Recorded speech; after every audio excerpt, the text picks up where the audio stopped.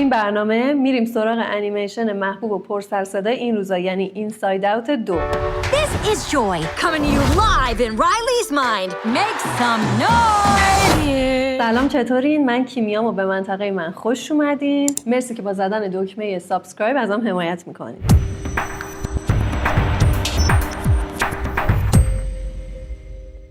انیمیشن اینساید اوت 1 وقتی که منتشر شد سرصدای زیادی به پا کرد و تا الان جزو انیمیشن‌های محبوب خیلی از آدما محسوب میشه. و نشون دادن الان مردم زیادی هم دیدن عواطف و احساسات رو در این فرم جذاب و رنگارنگ این روزا با سرصدای زیادی به پا شده و علاوه بر این که بازم آدمای زیادی این روزا با اومدن قسمت دوم این انیمیشن هم بازم آدما و حالا با اومدن قسمت دوم این انیمیشن هم بازم توجه همه رو به خودش جلب کرده، مخصوصا جامعه روانشناسا. ولی خدایی چیزه، من خیلی قسمت یکشو دوست نداشتم. تو دوست داشتی؟ من دوست نداشتم، تو شادیه رو مخم بود. داستانش خیلی خاص. نمیدونم، من اصلا خوشم نمیومد. خب اول یه خلاصه از اینساید اوت 1 براتون بگم. اینساید اوت 1 به ما نشون داد که رایلی، کاراکتر اصلی انیمیشن، یه تغییر بزرگ توی زندگیش اتفاق میفته. در واقع مهاجرت میکنن. با احساسات درونیش که شامل شادی، غم، خشم، ترس و انزجار بود روبرو میشه. این احساسات سعی میکنن که اونو در مواجهه با چالش‌های جدید زندگیش راهنمایی کنن و داستان عواطف و احساسات رایلی رو نشون میده که توی مغزش در حال پردازشن. انیمیشن اینساید اوت 1 سال 2015 منتشر شده و حالا اینساید اوت 2 در سال 2024 اومده که ادامه داستان رایلیه که وارد دوران بلوغ و نوجوانیش شده و با احساسات جدید و پیچیده‌تری روبرو میشه. توی این قسمت ما علاوه بر احساسات قبلی احساسات جدیدی رو میبینیم. استرابش اضافه میشه. چی؟ استرابش اضافه شد. خجالت، اضطراب، بی‌حوصلگی نوشتمشون، نمیدونم چون نیست اینجا الان. حسادت، بی‌حوصلگی. تو این قسمت علاوه بر احساسات قبلی 4 تا احساس جدید اضافه میشه که شامل اضطراب، حسادت، خجالت و بی‌حوصلگیه. خودشون 5 تا بودن. این ترس بود، این انزجار، شادی، غم، خشم. حالا به من بگو که به نظر تو کدوم یک از کاراکترهای احساسا رو دوست داشتی؟ من از همه بیشتر خشم رو دوست داشتم. از این جدیدم خجالت رو. غمم دوست داشتم. من اون ترسانم دوست دارم.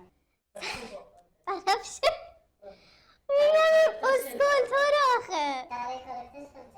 نه ولی احساس کنم شادیه برای من جذاب نبود هیچ وقت.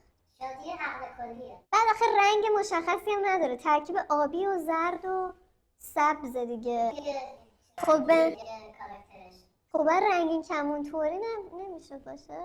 آخه رنگ من واقعا ببین واقعا بهت میگم واقعا تو مخم بود. مثلا میگفتم چرا موهاش آبیه در حالی که کاراکتر غم باید کلا آبی باشه. مثلا باید موهاش صورتی میشد، چه میدونم. یعنی قبول نداری؟ من میخوام با پیکسار رقابت کنم. خب بریم سراغ فکت اول. تغییر کارگردان در لحظات آخر. در ابتدا قرار بود که پیت داکتر کارگردان اینساید اوت 1 مجدد کارگردانی اینساید اوت 2 رو هم بپذیره، اما در لحظه آخر به دلایل شخصی و تمرکز روی پروژه‌های دیگه نقشش رو به کس دیگه واگذار کرد. اسم این کارگردانه کلسیمان اینساید اوت 2 مال آقای کلسیمان بود اگه تلفظش اشتباه نکنم. فکت دوم، شخصیت‌های حذف شده. جالب بدونید علاوه بر اون 4 احساسی که گفتم، یعنی اضطراب، حسادت، خجالت و بی‌حوصلگی، قرار بوده که چند تا احساسات دیگه هم باشه و حتی تا مرحله طراحی و صداگذاری هم پیش رفته، اما در نهایت به خاطر پیچیدگی که توی داستان به وجود می اومده اون احساسات رو حذف کردن. یکی از این احساسات خودخواهی بوده. ولی فکر کنم خودخواهی هم میومد دیگه. خدای خیلی پیچیده میشد. فکر کنم جلوتر جذاب میشه. این به بلوغ میرسه، یعنی بزرگتر که میشه احساسات جدیدی بیاد و یه سری احساسات دیگه‌ای هم بهش اضافه میشه. حالا تو فکتای بعدیم هست.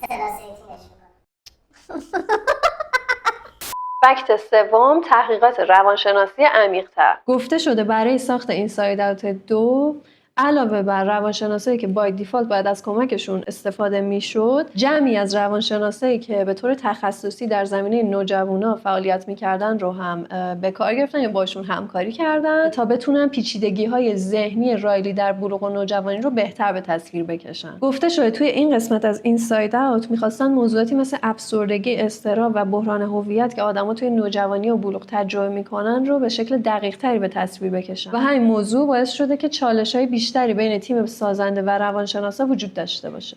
خره گفتم.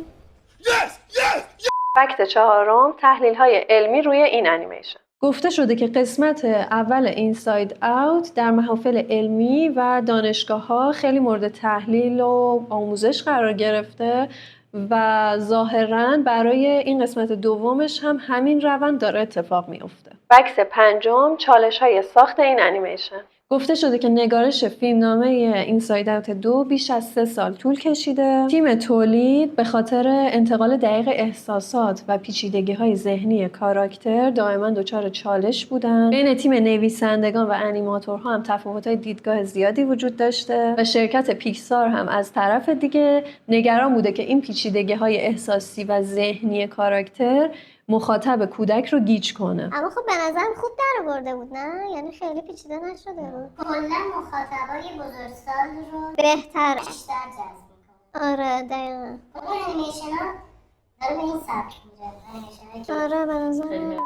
فکت ششم، تصمیم برای شخصیت غم. تیم ساخت اینساید اوت 2 تصمیم داشتن که شخصیت غم رو حذف کنن یا تغییر بدن، به خاطر اینکه اعتقاد داشتن احساس غم دیگه نمیتونه خودش به تنهایی وجود داشته باشه و باید با احساسات دیگه ادغام بشه. اما خب در نهایت این تصمیم هم رد شد.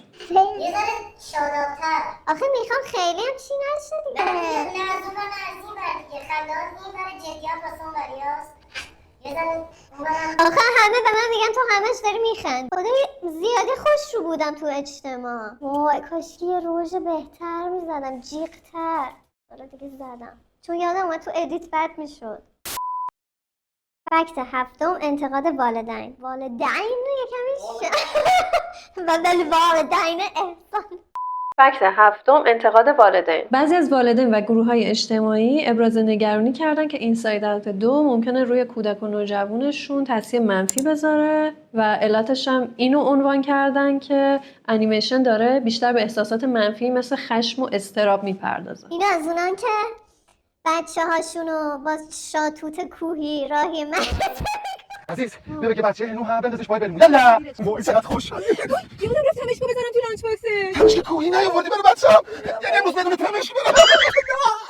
فکت هشتم، پایانی شبیه به زندگی واقعی. برخلاف اینساید اوت 1 که پایانی خوش و پر از برخلاف اینساید اوت 1 که پایانی خوش و پر امید داشت، تیم سازنده تصمیم گرفتن پایانی رو برای اینساید اوت 2 در نظر بگیرن که شبیه به زندگی واقعی باشه و پیام نهاییشون متمرکز بر پذیرش پیچیدگی‌های زندگی و احساساتمونه و در واقع در تلاش بودن که کمتر به شادی و خوشحالی مطلق تاکید کنن و به نظرم موفق شد. من ولی خودم قسمت دوم خیلی بیشتر دوست داشتم.